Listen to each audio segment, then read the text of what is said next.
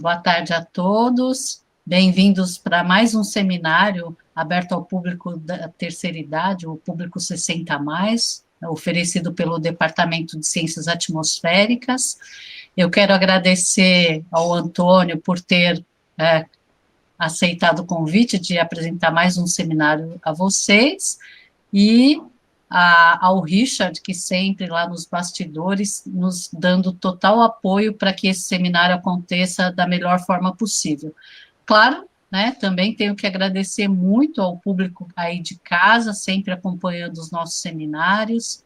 Então, eu vou passar a palavra para o Antônio. Caso vocês tenham dúvidas, comentários, podem fazer aí no chat do YouTube, do Facebook, que a gente vai, na medida do possível, passar as perguntas para o Antônio e, na medida do possível, ele também vai tentar responder a todas, tá bom? Então, mais uma vez, obrigada e bem-vindos. Legal. Obrigado, Márcio. Obrigado, IAG, pelo convite de, mais uma vez, apresentar nessa série de seminários. Obrigado também ao Richard aí, pelo apoio técnico. Eu vou compartilhar os slides aqui, aí você só me avisa, Márcio, se está tudo certinho, tá?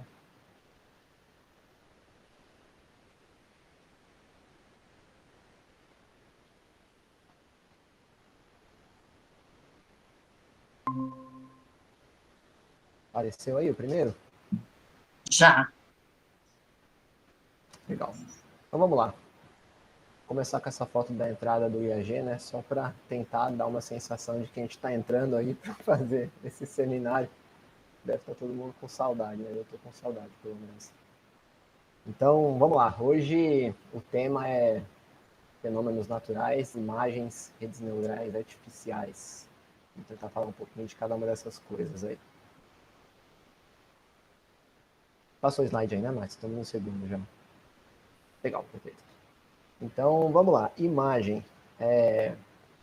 A origem dessa palavra aí está no latim, né? Imago. E tem a ver com esse conceito de representação visual de uma pessoa, de um objeto. No grego antigo, isso aí está nessa palavra eidos. Então, eu vou agora levantar uma discussão aqui sobre a qual eu não tenho qualificação alguma para falar, mas não deixa de ser divertida, tá? E funciona para quebrar o gelo para a gente e para encaminhar a discussão para o próximo slide.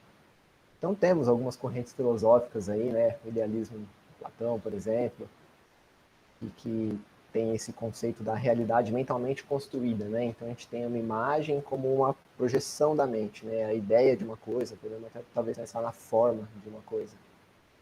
Temos também o realismo do Aristóteles, o conceito de que o conhecimento de um objeto se faz por meio dos sentidos, né?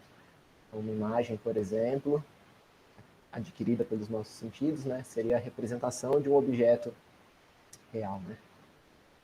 Então, de novo, eu não estou entrando a fundo nessa discussão, não é o meu intuito, nem tenho conhecimento para isso, mas eu acho que é algo bem curioso e interessante. Então, lá no final, quando aparecerem as referências, se tiver curiosidade e quiser entrar um pouco mais nisso, pode dar uma olhada. Mas, seguindo aqui, então, a nossa palestra, com essa coisa de sentir, né, usar os sentidos e tal, a gente precisa sentir a natureza para estudar os fenômenos naturais, né? E a raiz desse sentir também está na palavra sensor, né? Daí que vem esse nome. Então, é uma das maneiras que a gente pode usar para fazer medições da natureza e poder estudar esses fenômenos, né? Então, só lembrando, existem diferentes possibilidades para sensoriamento, né? Uma delas é utilizar o sensor em um local específico, sensor in situ é chamado, fazendo registro direto do fenômeno, né? No anemômetro, na velocidade do vento. Outra possibilidade são sensores remotos, né? Que estão indiretamente fazendo o trabalho deles. Então, acontece aí o registro de uma interação da radiação eletromagnética com, no caso dessa foto aí, a superfície da Terra, né? Então, o sensor vai emitir um sinal eletromagnético e vai capturar o retorno desse sinal e, de acordo com essa diferença, vai fazer inferências sobre como estão os parâmetros aí sob estudo de um determinado fenômeno. Então isso teria, bom, de novo, não quero falar que um tem a ver com realismo e outro com idealismo, mas quero fazer essa brincadeira com essas palavras aí, né, dessas correntes filosóficas. Então, de um lado a gente está sentindo a natureza com esses sensores, e outra maneira de estudar os fenômenos é também idealizar esses fenômenos, né, por meio dos modelos numéricos. Então a gente tem consegue conceber as equações que podem descrever diversos fenômenos, e aí desses sistemas de equações a gente consegue resolver, com essas soluções a gente consegue projetar, por exemplo, né, realidades. Bom, seguindo, independente de como a gente vai estudar a natureza, seja sentindo ou idealizando, no fundo a gente vai chegar em uma imagem, né, para falar mais uma vez sobre imagem. Então, à esquerda aí a gente tem, por exemplo, o canal do infravermelho, do satélite GOES, registrando esse padrão de nebulosidade aí, então isso gera para a gente essa imagem. À direita a gente tem o resultado de uma rodada de um modelo numérico do GFS, computando altura do geopotencial, temperatura, velocidade do vento. Então, de novo, são imagens e, a partir desse momento, ferramentas fora do conhecimento, nesse caso aí da meteorologia, podem ser acrescentadas aí ao arsenal, né, para a gente poder trabalhar com análises dessas imagens, desses fenômenos e com projeções, previsões, né. Então aqui a gente começa a entrar no campo das imagens com a ideia de ferramentas de processamento de sinais, né. Então, mais especificamente, processamento de imagens, podemos dizer. Como a Márcia já falou, ano passado, eu apresentei um seminário aqui nessa série, foi esse aí o título que está embaixo nesse slide, Big Data, Aprendizado de Máquina e Inteligência Artificial Meteorológica. Então, para quem já assistiu, eu vou pedir um minutinho da paciência só para revisar esse único slide, porque é importante para a gente seguir nessa conversa desse seminário de hoje. E quem ainda não assistiu e tiver curiosidade depois, também é só procurar aí no canal aqui das Ciências Atmosféricas, está gravado esse vídeo, ficou disponível. Né? Então, entrando aí no campo do processamento de imagens, a gente tem que uma imagem é simplesmente uma distribuição de amplitudes, tá? Então, a gente aqui tem um exemplo de imagem preto e branco, né? Não é o caso de uma imagem colorida, por mais que a gente possa chamar os tons de cinza aí de cores. Então, a gente tem uma imagem como uma distribuição aí de amplitudes de cores. Essa distribuição é espacial mesmo, né? Pode pensar em coordenadas para elas. Então, nessa figura aí que está como exemplo, pode pensar em 4 cores, né? Seria esse branco do fundo e da borda. Daí a gente tem as letras do I e a G, né? Cada uma com uma cor: preto, cinza claro, cinza escuro. A ideia é que a gente codifique essas diferentes cores, ou mais corretamente falando, essas diferentes luminosidades, né? Porque estamos falando aí de preto e branco, com diferentes valores dentro dessa escala de 0 a 255. Esse 255 não é um valor aleatório. Geralmente, por cima de mais, a gente usa 8 bits para codificar uma imagem. Então, como as variáveis são binárias, né, zeros e uns dentro do computador, como a maioria de vocês sabe, 8 bits significa 2 possibilidades para cada casinha da memória. Então, são 8 casinhas de memória, então 2 à oitava, dá para a gente 256 possibilidades. Como o zero também precisa contar, a gente tem do 0 até o 255. Então, só para lembrar que não é aleatório esse valor, mas esses detalhes não são tão importantes para essa discussão de agora, só para explicar mesmo de onde vem esse valor. Mas, trazendo para esse contexto nosso aqui, a gente vai utilizar essa escala de 0 a 255, então, para codificar preto e branco e os tons de cinza aí no meio. Né? Então, o preto é o escuro, né? Quando é a ausência de luz. Então, a gente pode pensar nisso como zero luminosidade.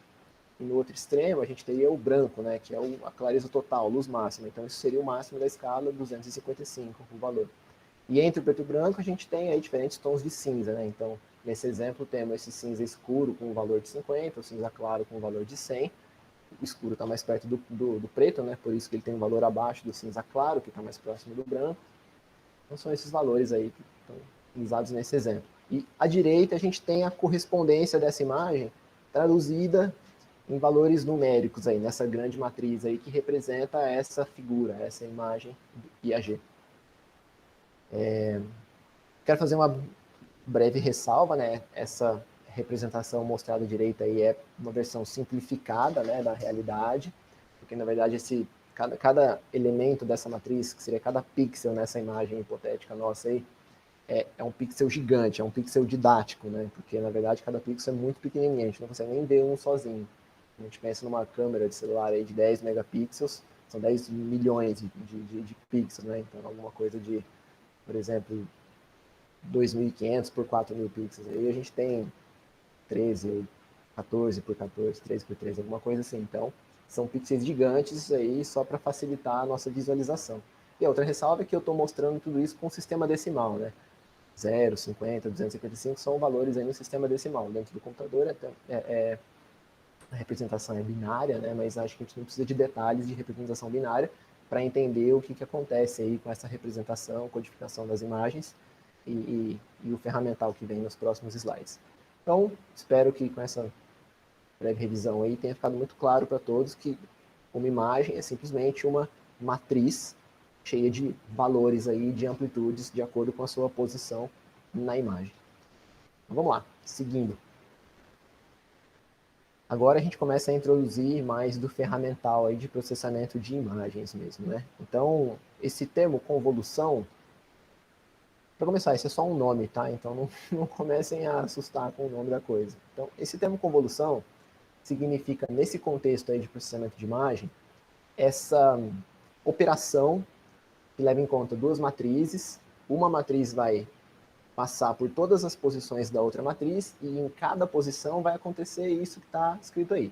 Para cada posição da varredura da matriz, multiplicação ponto a ponto e depois uma soma geral.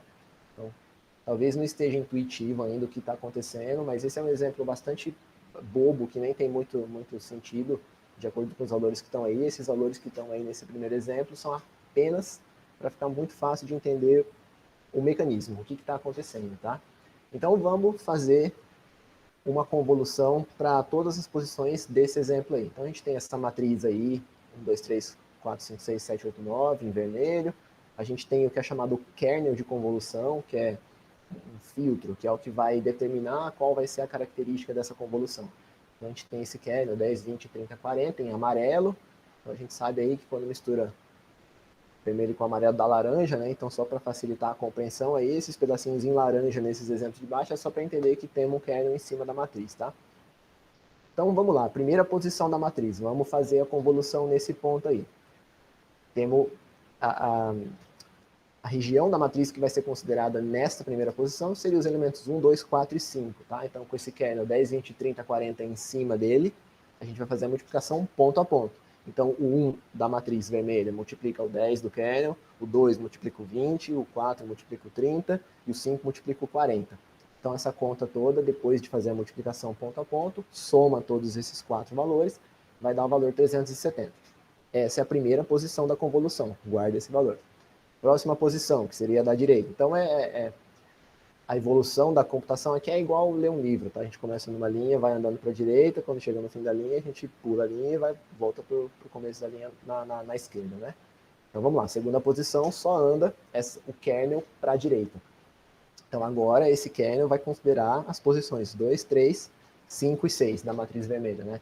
Então, de novo, a multiplicação ponto a ponto, né? O 2 multiplica o 10, o 3 multiplica o 20, o 5 multiplica o 30, o 6 multiplica o 40, multiplicação, depois vai somar todos esses valores, vai dar 470. Próximo, terceira posição, então, agora volta lá para o começo da linha e pula a linha. Posição 4, 5, 7, 8, faz a multiplicação ponto a ponto, soma tudo 670. Finalmente, a última posição da matriz, anda com o kernel para a direita e chega na última posição, 5, 6, 8 e 9, que vai multiplicar o mesmo kernel e vai fazer a soma geral. Então, como resultado dessa operação de convolução, a gente tem essa matriz que está em azulzinho ali embaixo, ó, 370 na primeira posição, 470 na segunda posição, 670 e 770. Essa é a operação de convolução. De novo, esse primeiro exemplo não tem qualquer significado, qualquer interpretação, qualquer semântica para a gente fazer agora. É só para entender como é que funciona o mecanismo, tá? Então, se tem alguém aí que não gosta muito de conta, que demora um pouco também para entender, isso que está só para colocar de maneira ainda mais simples. O que está acontecendo é que a gente tem duas matrizes, uma vai escorregar por cima da outra e vai acontecer uma interação dessas matrizes. Então, no nosso contexto, uma matriz é a imagem que a gente quer estudar e a outra matriz é um kernel. Esse kernel ele é uma matriz com algumas características que aí vai depender da aplicação de interesse, e essas características é o que vai possibilitar a extração de informação da imagem que a gente quer estudar. Então, vamos lá. Próximo slide. Agora as coisas vão começar a ficar mais inteligíveis e muito mais interessantes, tá? Então, temos um primeiro exemplo, considerando aí uma porção daquela imagem IAG que a gente usou de exemplo alguns slides atrás. A gente vai escolher para esse exemplo uma porçãozinha dessa imagem IAG que é homogênea. O que significa homogênea? Todos os pixels têm os pixels, sei lá, nunca sei. Todos os pixels têm o mesmo valor. Então, esse quadradinho que está selecionado em vermelho na imagem e a correspondência aí nessa grande matriz também está marcadinha para vocês aí, enxergarem bonitinho também em vermelho. Então, são todos os valores 255, que é o que dá nessa matriz que a gente vai fazer a convolução agora. Essa estrelinha aí é o símbolo de convolução, tá?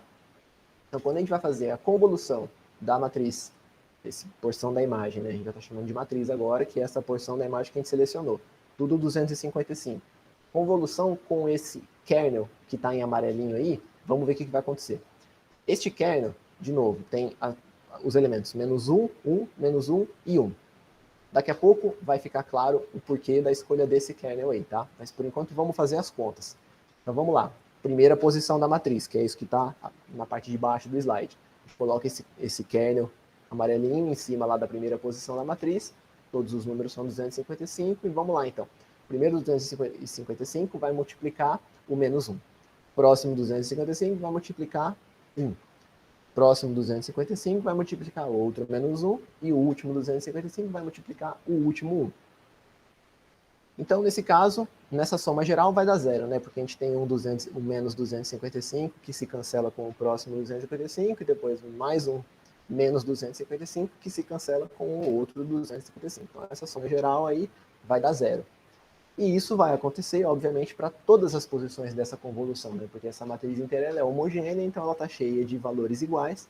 Então, a convolução vai passar por ela inteirinha e o resultado da convolução vai dando sempre 0. Neste caso, deste kernel menos 1, 1, menos 1, 1, que a gente está mostrando aí. Então, em azul está a matriz, ou imagem, mas vamos pensar em matriz por enquanto, que é o resultado dessa convolução. Começamos com uma porção da imagem cheia de 255, escolhemos esse kernel de convolução menos 1, 1, menos 1, 1. O resultado dessa operação de convolução gerou uma matriz cheia de zeros. Podemos pensar que a informação que a gente conseguiu nesta operação foi nula. A gente não achou nada. E isso vai ficar claro, isso que eu falei agora vai ficar claro já já para vocês.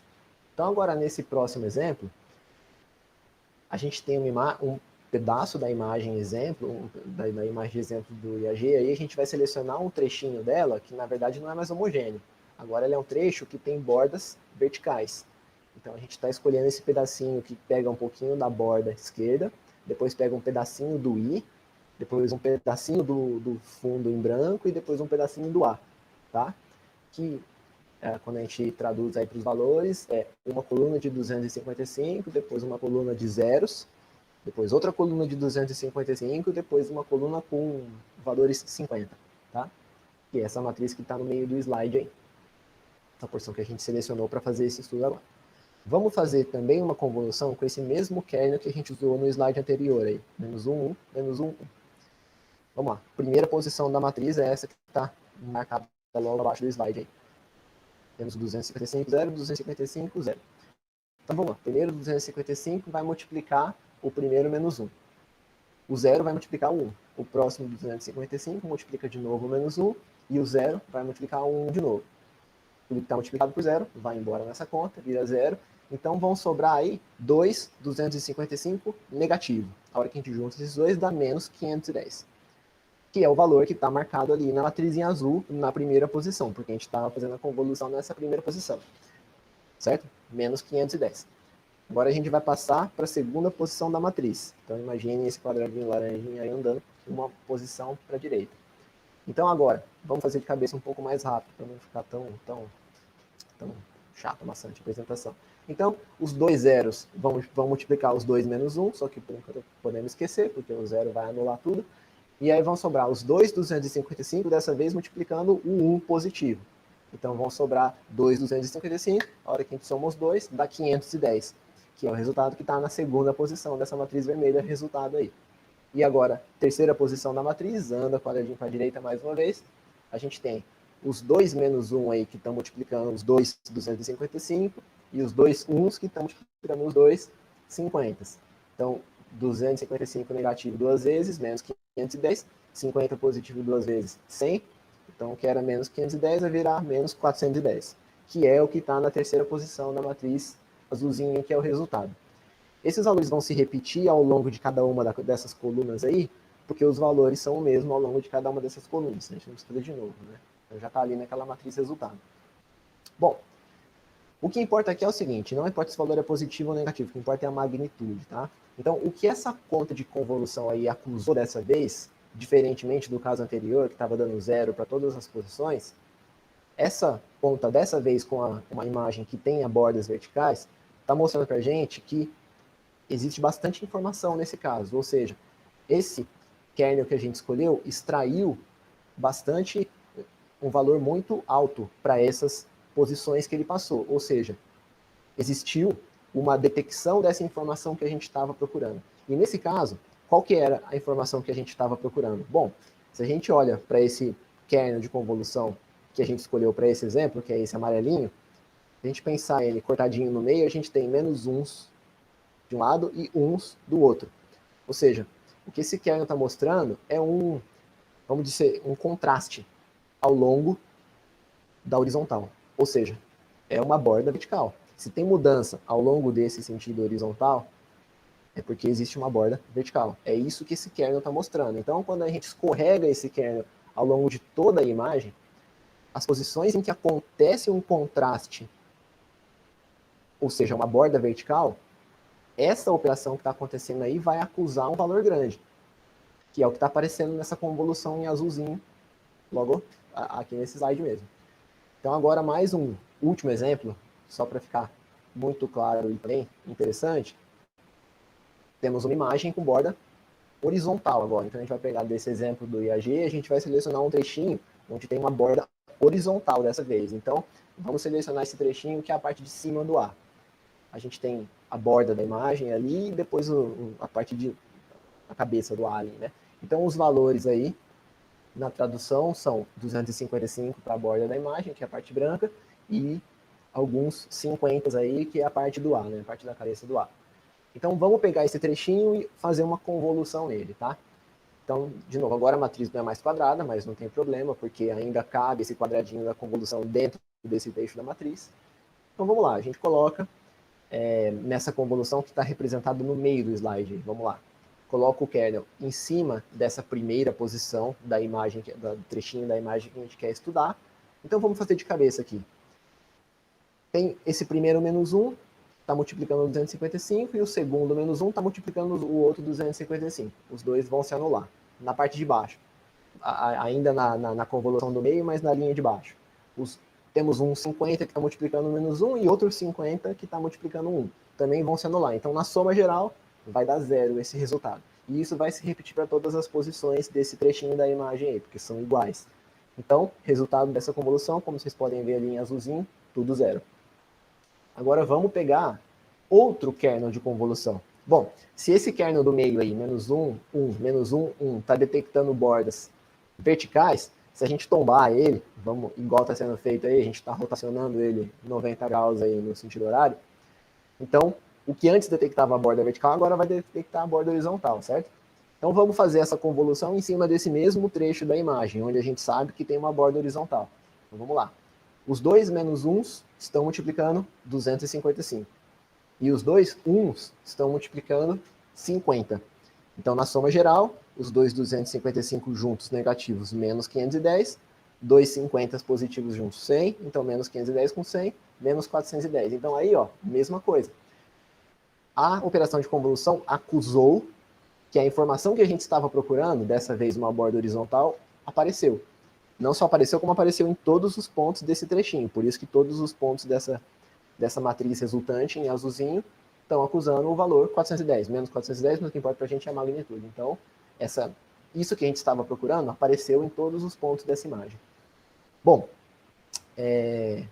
talvez ainda esteja um pouco abstrato, só porque a gente só mostrou em termos de números na matriz, tá? Mas agora nesse próximo slide tem um exemplo aí de detecção de borda geral. O que está acontecendo é isso. Então temos essa imagem aí, essa garotinha segurando uma flor na foto da esquerda.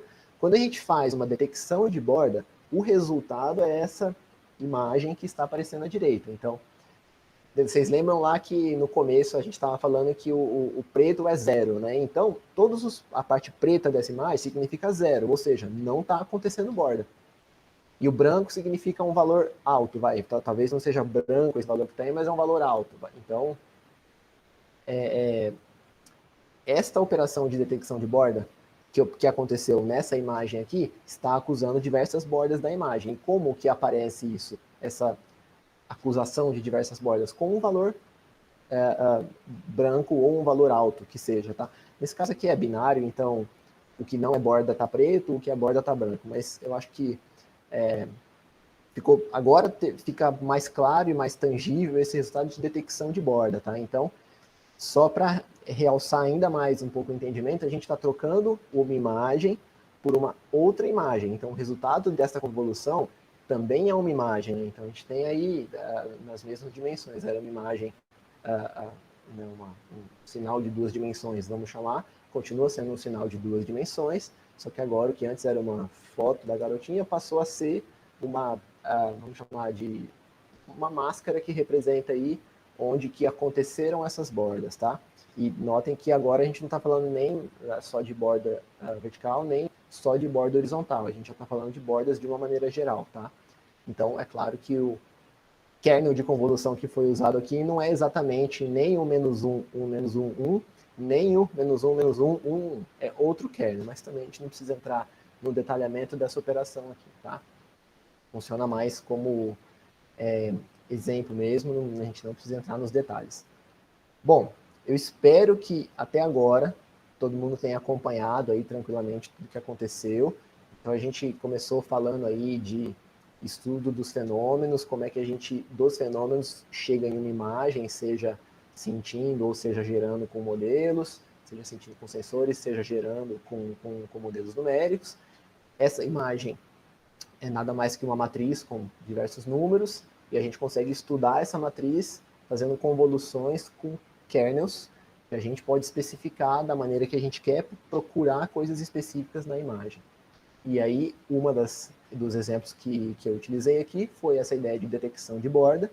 Então, estudar uma imagem procurando bordas com esses kernels de detecção de bordas gera para a gente esse resultado que deu uma chapa preta com informações com pontos brancos aonde existem as bordas. Então, o que está acontecendo aqui é uma extração de informação.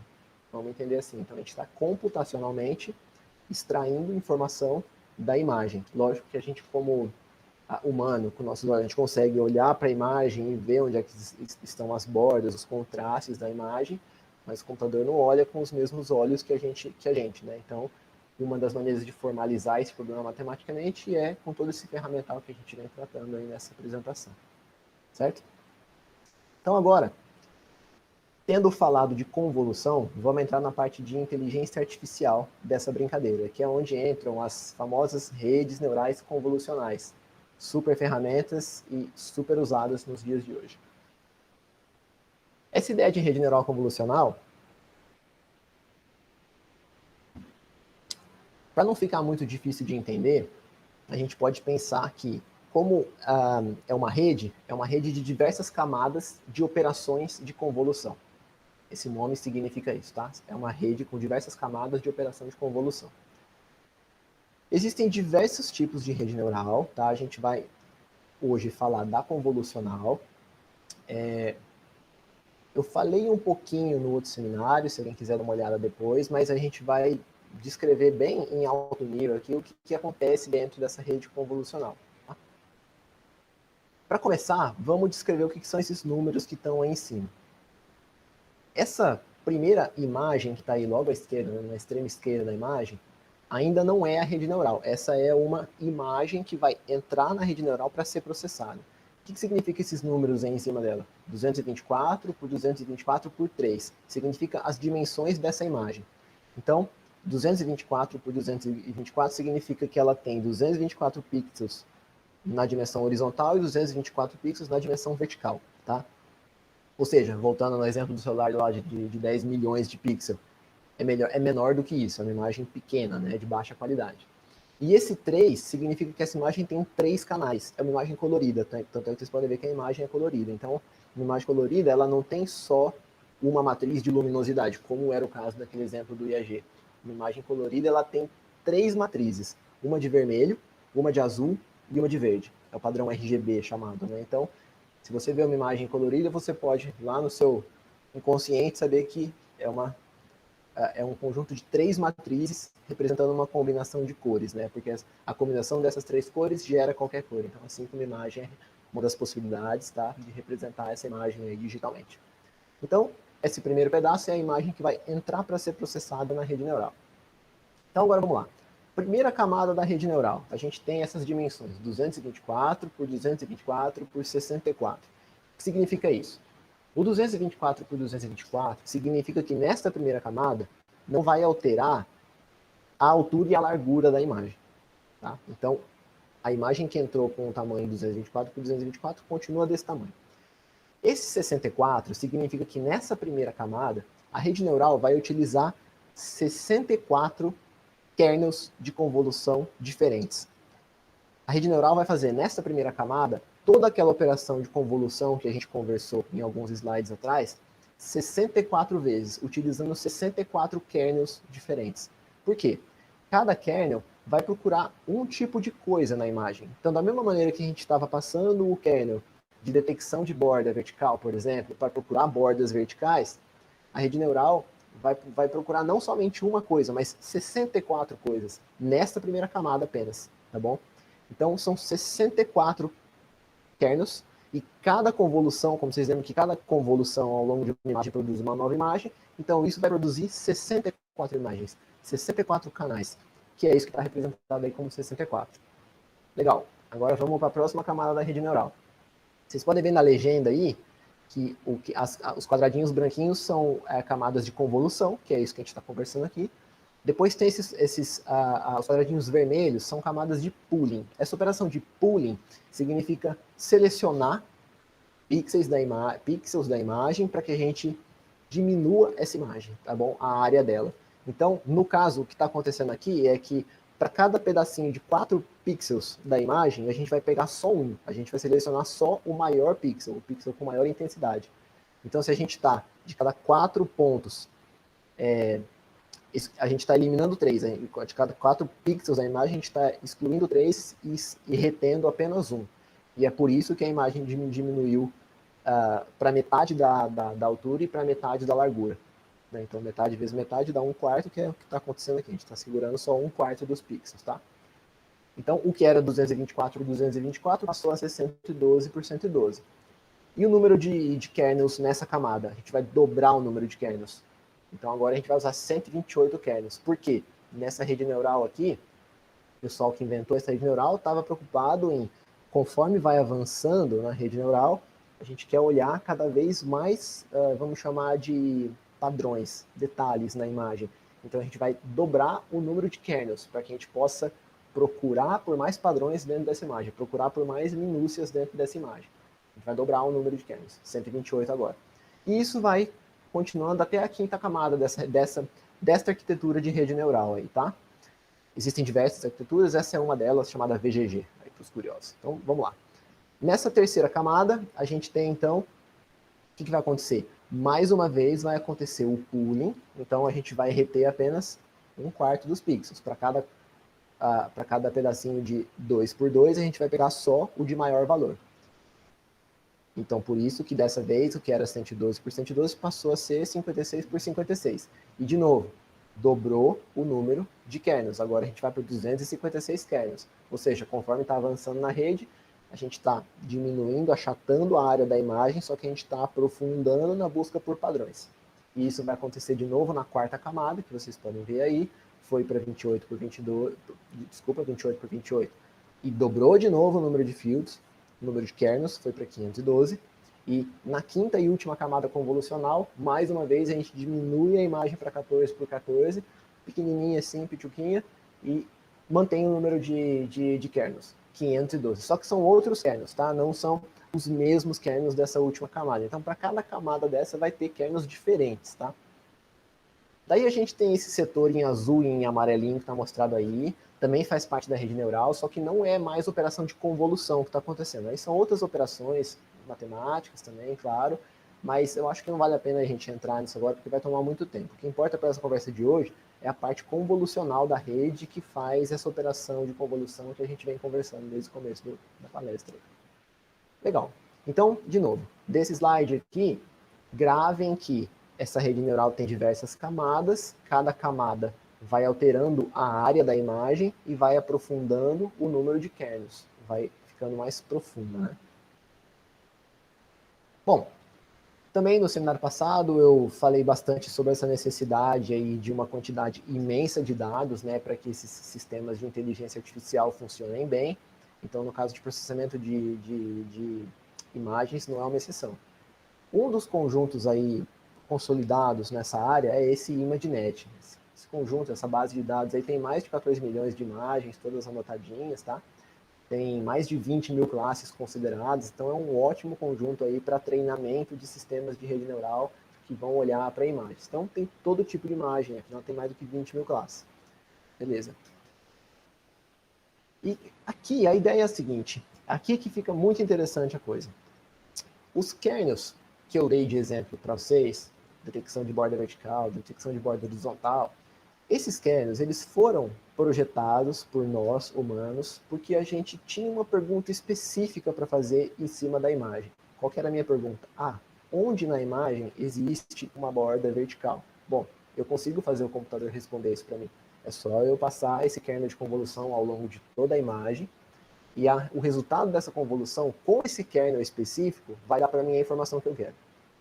Ou no caso da detecção de borda horizontal, ou qualquer outro caso que a gente consiga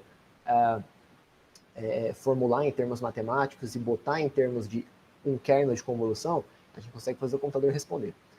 Quando a gente parte para essa abordagem de inteligência artificial com as redes neurais convolucionais, o que vai acontecer é que a rede neural vai aprender os kernels propriamente ditos. Então a gente não está de antemão especificando os kernels que a rede vai usar. O que a gente está fazendo nesse caso, assim como eu já falei bastante, é mostrar exemplos para a rede neural, e com estes exemplos aí, a rede neural vai aprender sozinha a conectar os pontos, ela vai aprender sozinha a enxergar padrões dentro das imagens que foram apresentadas para chegar nas anotações, nos rótulos adequados para aquela imagem. Então, daqueles 14 milhões de imagens aí do ImageNet que eu falei para vocês, depois de mostrar não sei quantos mil cavalos para a rede vai aprender a conectar uma imagem de cavalo com o resultado, cavalo. Depois de mostrar não sei quantas mil imagens de carro para a rede vai aprender a olhar para um carro e falar, bom, isso aqui é um carro. Então ela vai conectar esse resultado de positivo para carro lá no final dela. Então isso para qualquer classe de imagem que você possa pensar. Esse resultado que está sendo mostrado aí nesse slide são as primeiras camadas de convolução dessa arquitetura de rede. Então eu vou voltar alguns slides aqui só para que vocês relembrem a arquitetura na rede, só para ficar muito claro o que está acontecendo aqui. Eu vou mostrar agora, lá naqueles slides que a gente estava, o que é que a rede neural convolucional aprendeu de kernels para cada uma dessas camadas. Então, ali nas primeiras camadas, significa que a gente está olhando para essas primeiras camadas da rede, essa de tamanho 224 por 224, depois a de tamanho 112 por 112. No outro slide, a gente vai mostrar a terceira e a quarta camada, que são essa aí de 56 e 56, 56 por 56, e a de 28 por 28, e depois, no outro slide, a gente vai mostrar a de 14 por 14, tá? Que é a última camada convolucional da rede. Então, vamos lá. Voltando para esse slide aqui. Nessa parte de cima do slide, a gente está na primeira camada da rede neural. Ou seja, a imagem acabou de entrar aí. E a gente está olhando para alguns kernels dela. A gente está mostrando 12 kernels aí. Vocês lembram que ao todo tinha 64, né? E depois esse número vai aumentando. Vamos olhar só para 12 deles, tá? O que a gente pode perceber nessa primeira e nessa segunda camada é que a rede, neste ponto da análise ela está olhando para cores, está olhando para direções também. Vocês percebem que essas ranhuras aí, elas têm alguma indicação de direção, né? Vertical, horizontal. Daí depois nessa segunda camada tem algumas em diagonal também, tem algumas combinações de cores, ó, alguns quadradinhos, esses aí tem combinações de cores, alguns tem diferentes bordas com diferentes cores. Então vamos lá, dessa primeira camada a gente vai para essa segunda camada que já incorpora um pouco da informação e vai aumentando a complexidade do padrão. Agora vamos lá ver as figuras que representam os kernels que a rede aprendeu nas camadas seguintes. Agora estamos aí na terceira e na quarta camada. De novo, o número de filtros vai aumentando, né? O número de kernels em cada camada vai aumentando, a gente só está olhando para alguns, tá? Seria muito olhar todos. Então, para essa terceira camada e para essa quarta camada, olha que lindo. O que começa a aparecer? Começa a aparecer padrões de gradeamento muito claros, ó, nessa terceira camada. Esse gradeamento fica muito específico, fica muito evidente. Alguns granulados também, ó, vocês podem ver que alguns kernels estão olhando especificamente para granulados na imagem, né? Nessa quarta camada, então, a gente começa a ver texturas propriamente ditas, ó, diferentes tipos de texturas, né? Pensa num tecido de roupa visto ao microscópio, a gente consegue ver texturas, né, diferentes, vários tipos de textura, em diversas direções, em diversas geometrias. Então, de novo, vou sempre realçar essa ideia de que nada disso foi especificado pelo humano, nada disso foi especificado pelo programador utilizando esse tipo de sistema. Tudo isso foi uma aprendizagem que aconteceu dentro dessa rede neural para que, a partir dos 14 milhões de imagens lá que a rede olhou, ela conseguiu tirar vários tipos de padrões que acontecem em imagens, tá? Imagens de uma maneira geral. Então aí a gente está olhando para alguns dos kernels da terceira e da quarta camada, e agora, finalmente, alguns kernels aí da quinta camada. Então a gente pode ver que nesse caso aqui, coisa parece até um pouco psicodélica, né? Porque tem um monte de padrão super complexo que a rede aprendeu, e além disso, tem um monte de coisa uma em cima da outra. E isso tem a ver muito com o fato de que a imagem ela vai diminuindo a área a cada camada que passa. Então, o que antes era uma imagem grande, vai sendo cada vez mais condensada, e tudo vai ficando juntinho. Essa ideia de eliminar os pixels ao longo das camadas vai fazendo com que sejam guardados as informações e elas vão se aglutinando, né? E elas vão ficando todas cada vez mais juntinhas, tá? Então, de novo, padrões super complexos e com certas repetições, algumas repetições de rotação, com rotação também, porque, de novo, as imagens podem aparecer de qualquer jeito, né? O cavalo que a gente usou de exemplo, ele pode estar no sentido esperado, né? O que seria na direção esperada, o que seria na horizontal. Ele pode estar um pouco rotacionado se tiver alguma perspectiva na foto, ou se a foto foi tirada com a câmera assim. Então, as imagens podem aparecer em qualquer ângulo, né, vamos dizer. E isso está refletido aí nesses padrões que a rede aprendeu. Então, o que a gente pode ver isso o que está acontecendo, bom, seguindo o que está no slide, né, a gente tem essa decomposição do espaço visual. Como? Em uma rede hierárquica e modular. Por que hierárquica? Porque conforme avançam as camadas, mais informação vai sendo incorporada, que é isso que está escrito aí embaixo também. Conforme a gente anda ao longo das camadas, as camadas da frente vão considerando o que já foi aprendido nas camadas anteriores, vão combinando isso de uma maneira a elevar o nível da informação, elevar a complexidade da informação. E modular por quê? Porque isso, no fundo, é um sistema matemático que vai combinar diferentes camadas para conseguir o resultado desejado. Nesse caso, o resultado seria uma análise e classificação de uma imagem, tá? Nesse exemplo que a gente está dando aqui. Então, só para realçar aí, primeiras camadas aí dessa rede geral VGG que a gente mostrou, elas olharam bastante para direção e cor. Vamos voltar lá para elas. Então, pode perceber ranhuras aí direcionais, né, e bastante colorido. Então, isso que é a imagem que a rede neural estava olhando. Depois, camadas seguintes, gradeamento e textura, podemos voltar para elas aqui também. gente pode perceber ó, gradeamentos muito bem definidos, as texturas muito bem realçadas aí, e de fato os padrões que começam a aparecer aí, ó, na quarta camada, por exemplo. E finalmente, nessa quinta camada, padrões mais complexos. E aí é interessante ressaltar que a gente, olhando isso, não consegue ver muito sentido, né, nessas imagens, nisso que o kernel aprendeu. Para a gente é difícil olhar para isso e falar, nossa, isso tem tudo a ver com o cavalo. Mas é interessante que a rede neural, ela conseguiu achar padrões escondidos ali naquelas 14 milhões de imagens que permitem, matematicamente, que essa classificação aconteça. Tá? E aí é aquela coisa, né? Imagem, no fundo, é imagem. Então, independente da área e da aplicação, as imagens, elas têm padrões que lá no fundo são muito similares. Então, independente da aplicação, esses padrões aí são úteis. Tanto que, mesmo em estudos aí para utilizar redes neurais convolucionais, por exemplo, em estudos de meteorologia, a gente, ao invés de começar com a rede neural do zero, a gente começa ela com esses valores, com esses kernels que já foram aprendidos utilizando o ImageNet. É melhor começar desses padrões que são considerados generalizados, até porque o número de exemplos é muito grande e de alta qualidade, então é melhor começar assim do que começar aleatoriamente, ou com qualquer outro tipo de aplicação. E aí, dentro da aplicação de interesse, a gente vai ter um banco de dados específico daquele problema, e com aquelas imagens específicas a gente pode afinar a rede neural para aquilo que vai ser implementado nesse hipotético problema de interesse que a gente está falando aqui. Tá?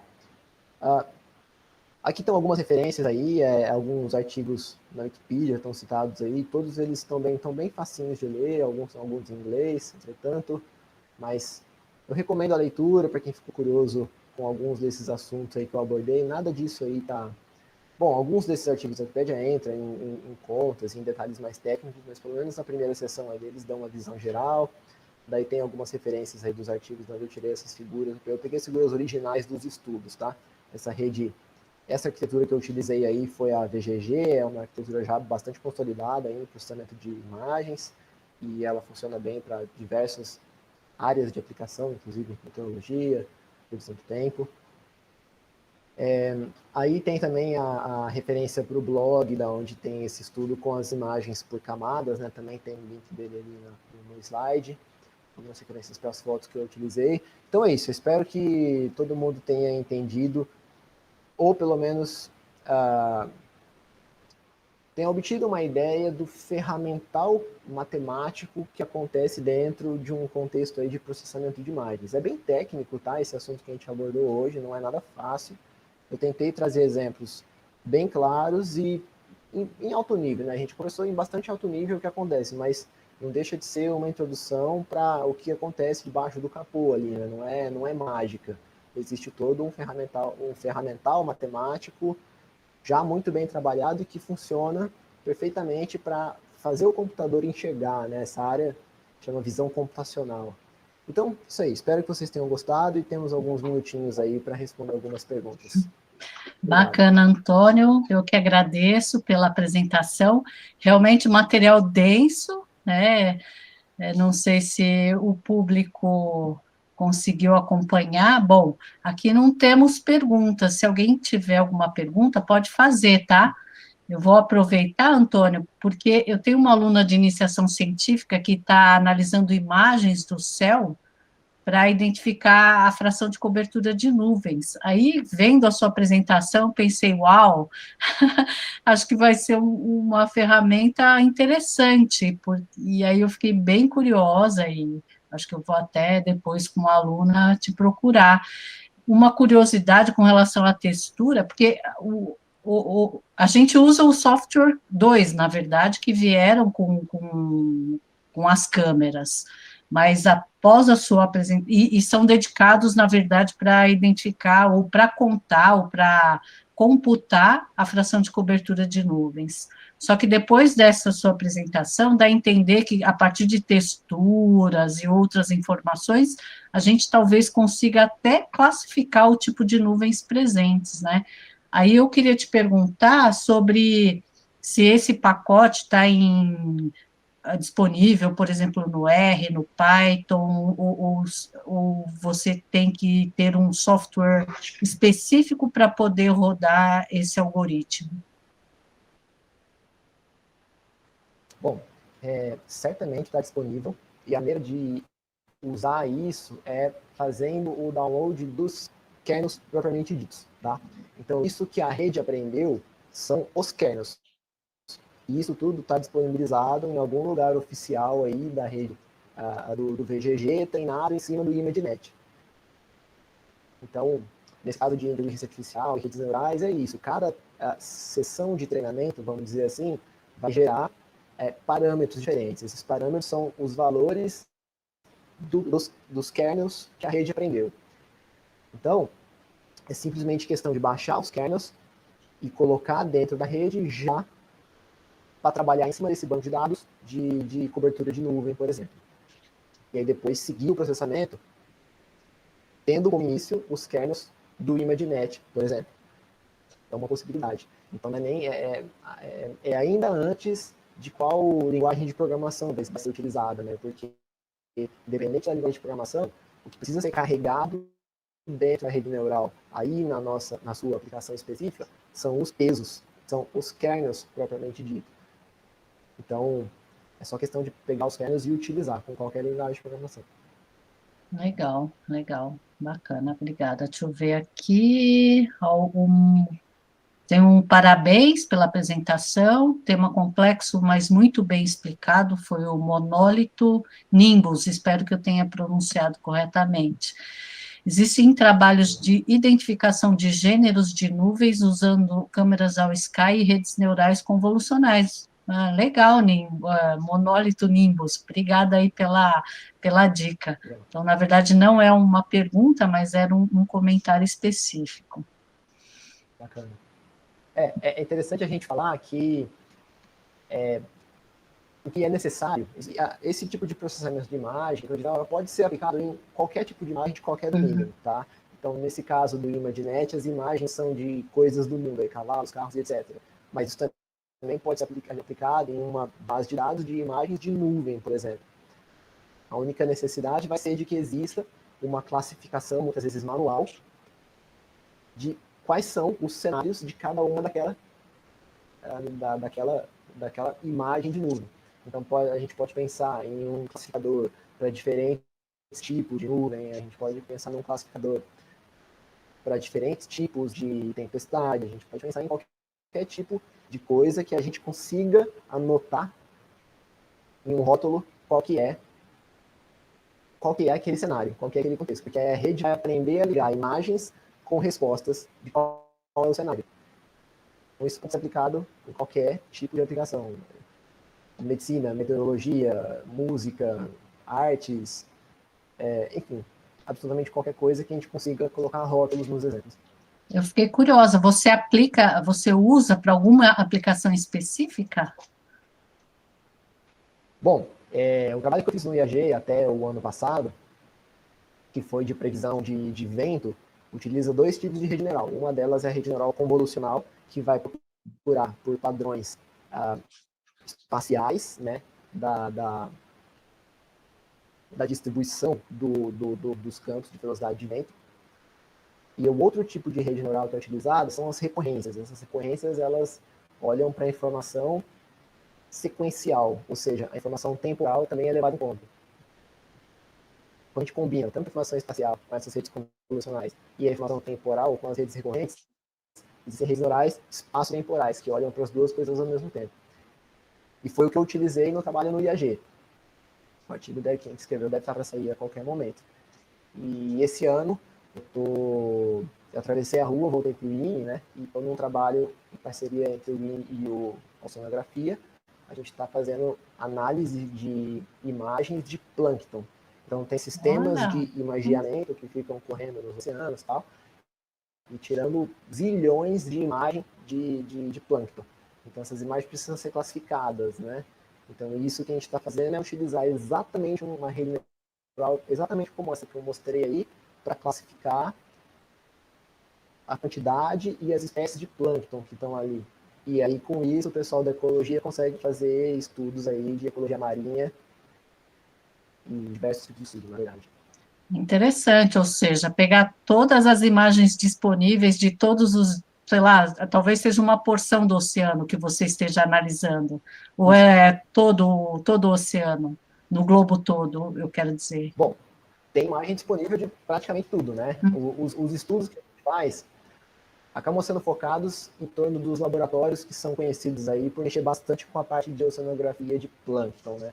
Então, tem o pessoal da França, da Sorbonne, ali na Via Franche-Sur-Mer, que fica onde fica o laboratório de oceanografia, que trabalha especificamente com isso. Nos Estados Unidos, tem também, ali na Califórnia, tem bastante gente fazendo isso. No Japão também. Então, acabam que as bases de dados elas têm um certo viés em torno dessas regiões onde estão esses laboratórios aí, né? Mas um dos desafios que a gente tá fazendo nesse trabalho é justamente generalizar a classificação para qualquer tipo de imagem que apareça, né? Porque diferentes equipamentos de imageamento vão produzir diferentes imagens, diferentes qualidades de imagem, diferentes backgrounds da imagem.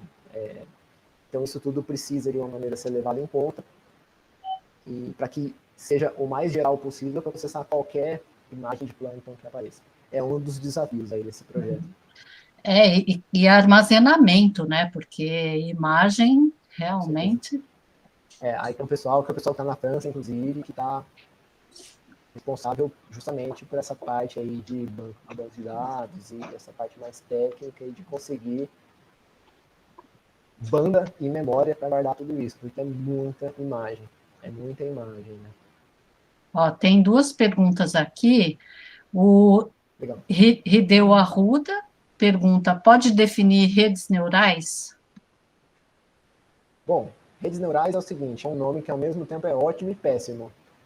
Mas é uma ferramenta matemática que ela é inspirada em como a gente acha que funciona o nosso cérebro. Então a gente tem os neurônios, né, que fazem sinapses se comunicando um com o outro. Então essa ideia de redes neurais é que da mesma maneira que os neurônios vão propagando a informação, fazendo sinapses, né, e em torno dos diferentes circuitos neurais que a gente tem dentro do nosso, que a gente supostamente tem dentro do nosso cérebro, uma rede neural é uma entidade matemática que de diversos nós, sendo que cada nó recebe informação de todos os nós da camada anterior. E aí cada nó vai fazer uma operação de dar um peso diferente para cada informação que está chegando dos nós anteriores e passar essa informação para frente. Então, essa rede neural significa que a gente está supostamente imitando o jeito que o nosso cérebro faz as coisas. Então, voltando para aquele exemplo das 14 milhões de imagens lá de treinamento, cada imagem dessa que vai passar por dentro da rede neural vai disparar um padrão de propagação de impulsos elétricos que vai fazer com que lá no final da rede, a rede consiga falar, bom, eu acho que é um cavalo. Né? E isso tem alguma coisa a ver, porque como a gente sabe, a gente está aprendendo uma coisa, você quer aprender a tocar violão. Então, quanto mais você toca, mais você vai reforçando aquele caminho neuronal que faz você ativar o dedo certo, na hora certa, para tocar na certa, por aí vai. Então, essa ideia de treinamento de uma rede neural com vários exemplos significa repetidos esforços para fazer a mesma coisa. E isso vai reforçando os caminhos da rede neural que respondem as perguntas que estão respondidas no rótulo daquela imagem, por exemplo. Legal. Tem mais uma pergunta do Jorge Freitas. Ele pergunta se tem algum exemplo utilizado para as artes. Tem muito exemplo utilizado para as artes, até porque arte é legal que existe um certo espaço para manobras, né? Então, o que acontece muito em artes nesse contexto aí de inteligência artificial e redes neurais, tá? É utilizar uma rede neural que vai aprender os kernels de acordo com algum conjunto de exemplos, e depois a gente pega esse kernel e imprime ele em cima de outra imagem. E isso dá para essa imagem um certo comportamento que tem a ver com o que foi aprendido dos outros ao longo do treinamento. Inclusive, nesse link que eu coloquei nas referências do slide aí, então ficar disponível para vocês aí, depois pode dar uma olhada. Depois de mostrar os diversos quadradinhos com os kernels aprendidos pela rede, tem um pedacinho ali naquele post que vai mostrar algumas brincadeiras com arte, que é de pegar esses kernels aí que foram aprendidos, principalmente os das últimas camadas, e gerar imagens artísticas. Até porque eles já têm um que é artístico, né? Eles já têm uns padrões ali, já poderia ser impresso e colocado como quadro aqui, né? Na parede de casa. Então, sim, é super possível fazer isso, as pessoas fazem isso, e só para concluir essa pergunta, é muito interessante que cada estilo de arte tem, os diferentes estilos de arte têm os seus padrões específicos, né? Então, se a gente pensar em música clássica tem o seu... Cada compositor tem os seus padrões, os seus próprios clichês, vou chamar assim, né? Você pensar em um rock, cada banda tem os seus próprios clichês e por aí vai. Então, assim como a gente está usando uma rede neural para olhar distribuição espacial de imagens, a gente também pode usar a rede neural para analisar a distribuição temporal das ondas musicais e reproduzir isso depois em novas obras de arte. Então, são infinitos aí os exemplos de gerador automático de música que justamente aprendeu quais são os padrões utilizados nos exemplos de treinamento e depois utiliza esses padrões para criar novas obras. Bacana. Então, se isso é arte ou não, fica aberta a discussão, mas é perfeitamente possível fazer isso simplesmente porque, como tudo dentro do computador, a arte que está ali dentro, a música que está ali dentro, a imagem que está ali, é uma série de números. Então, dá para aproveitar isso de alguma maneira e gerar uma outra série de números. Se é a pessoa que é o compositor, não sei. Se é arte, não sei, mas dá para fazer bastante. Interessante, Antônio, muito obrigada. A gente não tem mais tempo, infelizmente. Um grande aprendizado, realmente foi bem interessante, denso, né? Complexo, um assunto complexo que você tentou trazer e transmitir de uma forma bastante didática. Achei que foi bastante didático. Espero que o pessoal que acompanhou tenha também compreendido o que você tentou passar, né? Então, agradeço mais uma vez, agradeço a todos que estão em casa e que acompanharam esse seminário, e mais uma vez agradeço o Richard, que está lá nos bastidores, garantindo essa transmissão. Eu gostei do seu clipe aí de fio. Madeira, ontologicamente correto. Bacana. Então, boa tarde a todos. Até mais. Um abraço, a gente encerra. Tchau, tchau. Obrigado, gente. Até. Tchau.